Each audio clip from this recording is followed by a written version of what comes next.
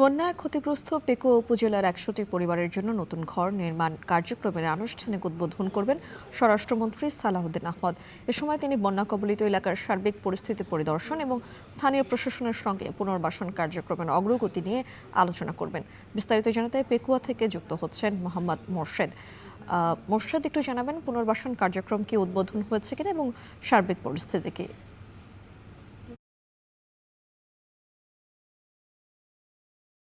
বন্যায় ক্ষতিগ্রস্ত ১০০ পরিবারকে নতুন করে ঘর নির্মাণের আনুষ্ঠানিক উদ্বোধন করেছেন স্বরাষ্ট্রমন্ত্রী সালাউদ্দিন আহমেদ। দেখা যাচ্ছে না মোবাইলে। আজকে প্রাথমিকভাবে ২০টি পরিবারকে ঘর নির্মাণের সবকিছু দেওয়া হচ্ছে।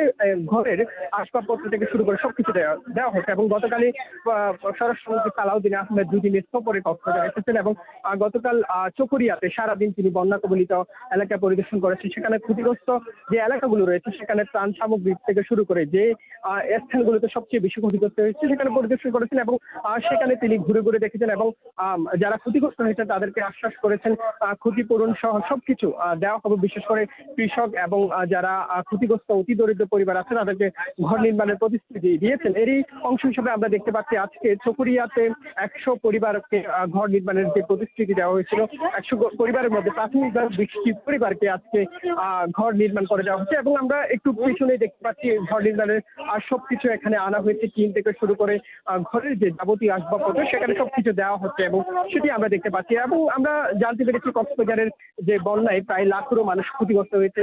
বিশেষ করে যারা কৃষক থেকে শুরু করে যারা কৃষি কাজ নিয়ে কাজ করেন, মৎস্যের পাশাপাশি যে কৃষি নিয়ে যারা কর্মসংস্থান তাদেরকে আবারও নতুনভাবে ঘুরে দাঁড়ানোর জন্য নানাভাবে সহায়তা দেওয়া হবে এবং শুধু কক্সবাজার নয়, সারা দেশে যে বন্যা কবলিত এলাকা রয়েছে যারা ক্ষতিগ্রস্ত হয়েছেন তাদেরকে সব ধরনের সহযোগিতা করা হবে এমনটি আমরা জানতে পেরেছি এবং সরকার থেকে সব ধরনের সহায়তা দেওয়া হবে। বিশেষ করে যাদের ঘরবাড়ি হারিয়েছেন এবং যাদের ঘরবাড়ি ভেঙে গেছে তাদেরকে পুনর্বাসন করা হবে এমনটি আমরা জানতে পেরেছি। সরকার থেকে সব ধরনের সহায়তা দেওয়া হবে, বিশেষ করে যাদের ঘরবাড়ি হারিয়েছেন এবং যাদের ঘরবাড়ি ভেঙে গেছে।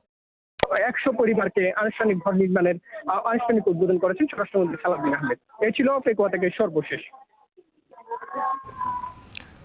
কক্সবাজার থেকে সরাসরি যুক্ত হয়েছিলেন মোহাম্মদ মোর্শেদ।